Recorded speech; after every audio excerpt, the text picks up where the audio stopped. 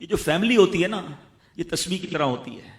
اور ہم نے دیکھا ہے کہ جو یہ جو ہے نا تسبیح کے اوپر والا حصہ، یہ ماں باپ ہوتے ہیں. جب یہ چلے جاتے ہیں نا تو اپنے بھائی بہنوں کو جس طرح تسبیح کے دانے بکھرتے ہیں نا، اس طرح بکھرتے دیکھا ہے.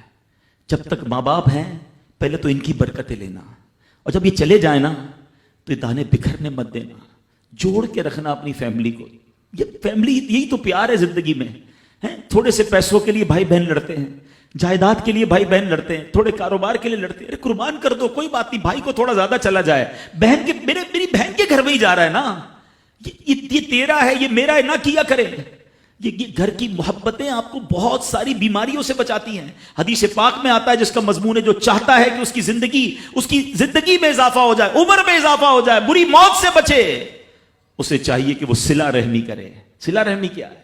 اپنے رشتہ داروں کے ساتھ اچھا سلوک. اور رشتہ داروں میں the closest family member جو ہے وہ بھائی بہن ہیں، وہ ماں باپ ہیں، بیوی بچے ہیں. ارے ان کو چھوڑ کر دنیا سے محبتیں جتا رہے ہو؟ نہیں میرے پیارے اسلامی بھائیوں. تو اپنی بچیوں کے ساتھ اور اپنی بہنوں کے ساتھ بالخصوص اچھا سلوک کرنا. خوش نصیب ہے وہ بھائی جو بہنوں کا مان ہے، خوش نصیب ہے وہ جو والد جو اپنی بچیوں کے ساتھ اچھا برتاؤ کرتا ہے. بہنوں کی دعائیں بھائی کو بہت اوپر لے جاتی ہیں. خوش نصیب ہے وہ بھائی. اچھا ہمارے ایک اور نظام پتہ ہے کیا ہے کہ جب تک ماں باپ کے ساتھ رہ رہے ہیں تو چلے بھائی بہنوں میں پیار ہے. اب بھائی بہنوں میں شادی ہو گئی، سب کی شادیاں ہو گئیں اور ماں باپ چلے گئے، تو اب نارملی لوگ اپنی بہنوں کو اگنور کرتے ہیں. اب یار میں تو اپنی بیوی کو دیکھوں گا، اپنے بچوں کو دیکھوں گا، اپنی کمائی کو دیکھوں گا. نہیں، اب بھائی کا کام ہے کہ وہ والد کا کردار ادا کرے، بہنوں کو یہ احساس دلائے کہ تمہارے ماں باپ چلے گئے ہیں مگر تمہارے بھائی زندہ ہیں، ہر مشکل میں تمہارے بھائی تمہارے ساتھ کھڑے ہوں گے. کبھی بہنوں کو یہ ریئلائز مت کرانا کہ وہ اکیلی کہیں کسی پرابلم میں ہو تو وہ اکیلے میں سوچے کہ میرے ماں ہوتی تو میں ماں سے بات کر لیتی، باپ ہوتا تو میں باپ سے کہہ دیتی، بھائی کو کیا کہوں وہ تو سنتا ہی نہیں ہے. ہیں ایسے بھائی آج بھی کہ بہنیں انہیں اپنا دکھ بھی شیئر نہیں کرتی ہیں، بلکہ بھائیوں کو پڑی ہی نہیں ہے بہن کدھر گئی.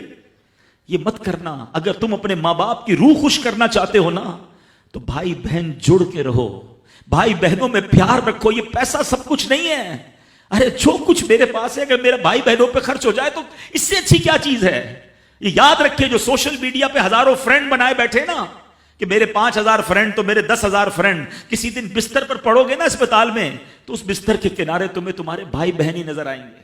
سوشل میڈیا والا تمہارا جو سارے دن چیٹنگ جس کے ساتھ واٹس ایپ پہ لگے ہوئے ہو نا گروپ میں، کوئی نظر نہیں آئے گا. جب تمہارے گھر میں کوئی بچے کا پرابلم ہوگا، رات آدھی رات کو اگر تمہارے گھر کوئی آ کے تمہیں دلاسا دے گا تو تمہارے بھائی بہن ہوں گے. بہنوں کو حقیر نہ سمجھنا، یہ ان لوگوں کے لیے بھی درس ہے. اسلام جب نہیں آیا تھا نا تو بہنوں کے حقوق نہیں تھے، ان کو کوئی ورثے میں حق نہیں دیتا تھا، بہنوں کی شادیاں نہیں کرواتے تھے. مگر آج بھی کچھ قبائل سنا ہے ایسے ہیں، آج بھی بدبخت کچھ لوگ ایسے ہیں جو بہنوں کے حق دبا لیتے ہیں. ارے بہنیں تو غم گسار ہوتی ہیں، بہنیں تو بھائیوں کا مان ہوتی ہیں. ارے بہنیں ہوتی ہیں تو گھر میں رونق ہوتی ہے. ارے بہنوں کو عزت دیا کرو، بہنوں کو پیار دیا کرو. اللہ کے حبیب فرماتے ہیں ایسا بھی ہوا کہ کچھ لوگوں کی ماں باپ جلدی چلے گئے، اب بھائی پر بہنوں کا بوجھ ہے. ایک صحابی کے بارے میں آتا ہے ان کی 6 یا 7 بہنیں تھیں اور سبحان اللہ وہ اپنی بہنوں کو انہوں نے پالا، اپنی بہنوں کو باپ بن کر پالا. ان کے بالوں میں کنگھی بھی کرتے تھے. اور جب بہنوں کی شادیاں ہو گئی، بہنیں بڑی ہو گئی، اپنی شادی تاخیر سے کی اور شادی بھی کسی بیوہ سے کی.